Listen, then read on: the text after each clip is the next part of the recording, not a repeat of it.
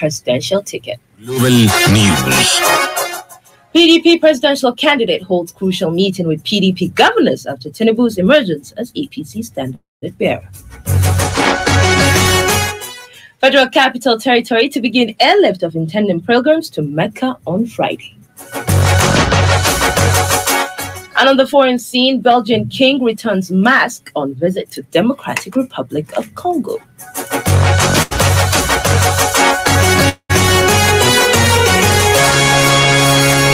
This is Freedom Global News. Good evening, you're listening to Freedom Global News on 99.5 FM. I'm Zara Zannah. Today is the 8th of June, 2022.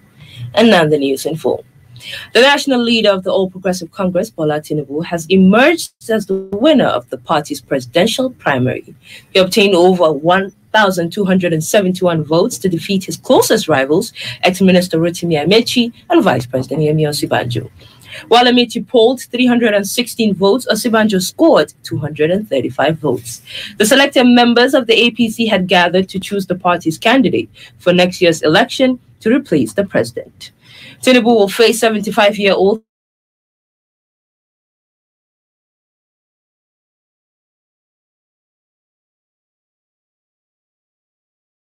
three aspirants in the race for conducting what he described as a decent campaign, saying that the competition would eventually make the APC stronger. He described himself as a unifier and the one which the current moment in the country calls for.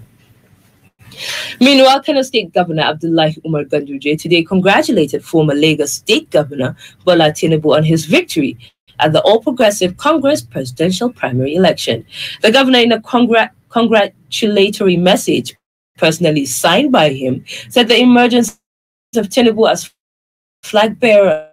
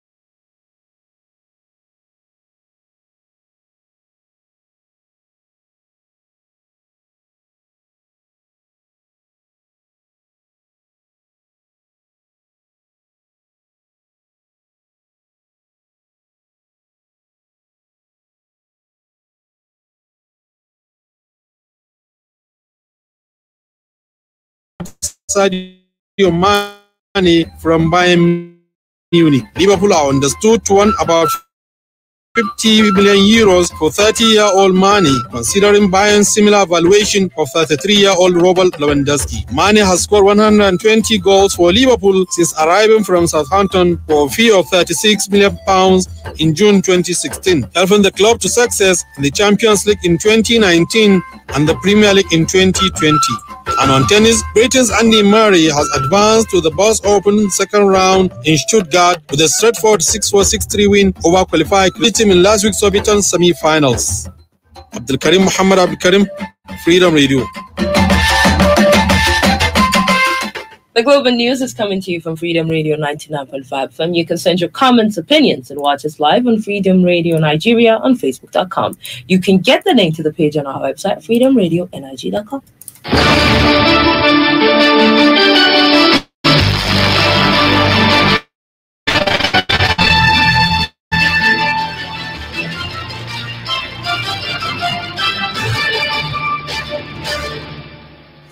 Welcome back. You're still listening to Freedom Global News on 99.5 FM. The Emir of Kano, Alhaji Aminu Ado Bayero, has assured his support to the Nigerian Institute of Estate Surveyors in their commitment towards promoting the needs of the nation through their profession. The Emir gave the assurance while receiving the members of the Institute of Estate Surveyors, led by its president, ESV John Bull, at the palace. Aminu Ado Bayero said the contribution and activities of Estate is a development welcomed in the state. On his part, the president, ESV John Bull, told the Emir that the aim of their visit is to inform the Emir about the activities of assisting masses and also to solicit his support and blessing.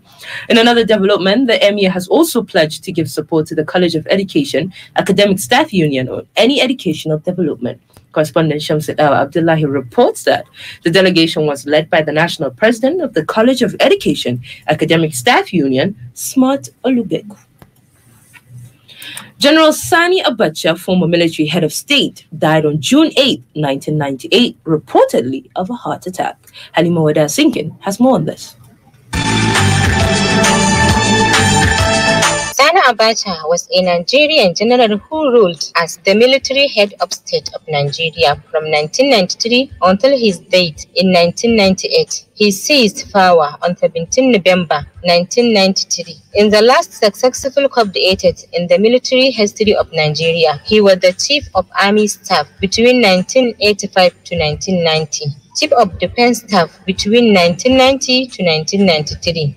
And the Minister of Defense, Abacha, became the first Nigerian army officer to attain the rank of a full military general without skipping a single rank. On 8 June 1998, Abacha died in the Aso Rock Presidential Villa in Abuja. He was buried on the same day according to Muslim tradition and without any autopsy. Fueling speculation that he may have been assassinated, the government identified the cause of death as a sudden heart attack. It is believed by foreign diplomats, including United States intelligence analysts, that he may have been poisoned. Reports say that his chief security officer, Hamza al-Mustafa, believed he was poisoned by Israeli operatives in the company of Yasser Arafat. According to reports, at his death, he was about to transfer power to a civilian government in October 1998. After Abacha's death, General Abdulsalam Abubakar became head of state, whose short tenure ushered the Fourth Nigerian Republic into existence. General Abacha is survived by his wife, Mariam, and 9 children. Halima Wada Sinkin, Freedom Radio.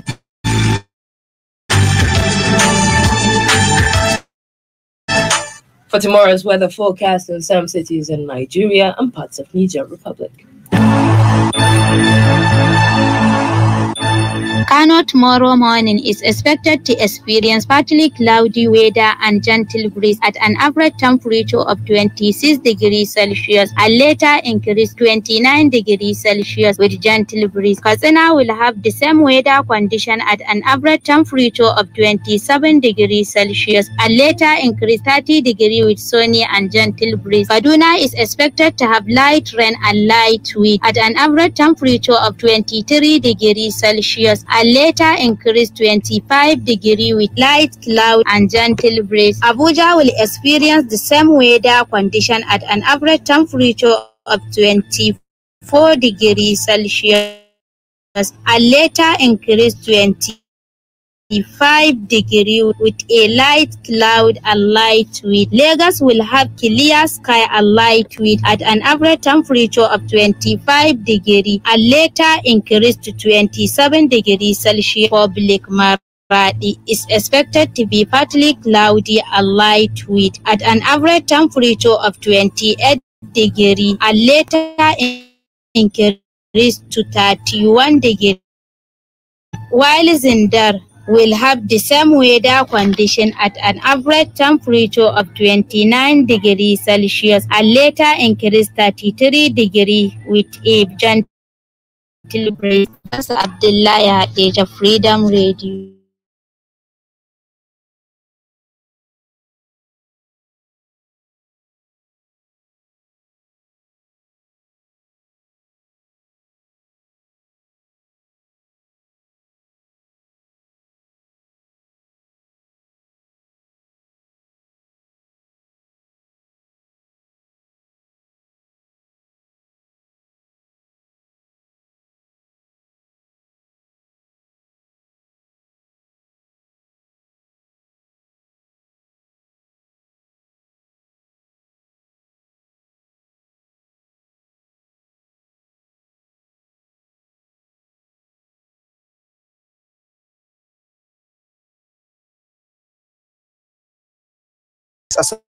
Association and 270 agricultural extensions agents on modern agricultural processes, especially regenerative agricultural practices, to address the issue of climate change in the state as a measures to attain a viable, improved agricultural business in the state. Addressing participants during the pre-season training organized by the Sasakawa Africa Association, the SAA and Kasabda project coordinator Abdurrashid Hamis Ofaramata stated that the training is in conformity with the project's aim of ensuring sustainable boost in agricultural production that will in turn create a sustainable increase in the farmers' ability to improve their agro-productivity and increase in their earnings.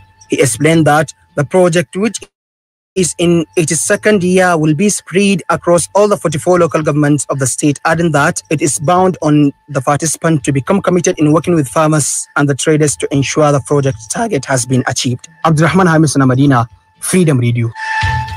And on the foreign scene, Belgium's King Philip has returned a traditional mosque to the Democratic Republic of the Congo, DRC, on his first visit to the former colony, where many remain angry at the kingdom's failure to apologize for decades of brutal rule. He returned the item today, an initiation mosque of the Suku people of DRC's National Museum as an indefinite loan. The mosque was held for decades by Belgium's Royal Museum for Central Africa. President Tshisekedi said during a brief news conference with De Cruz that he was focused on freedom, Belgium.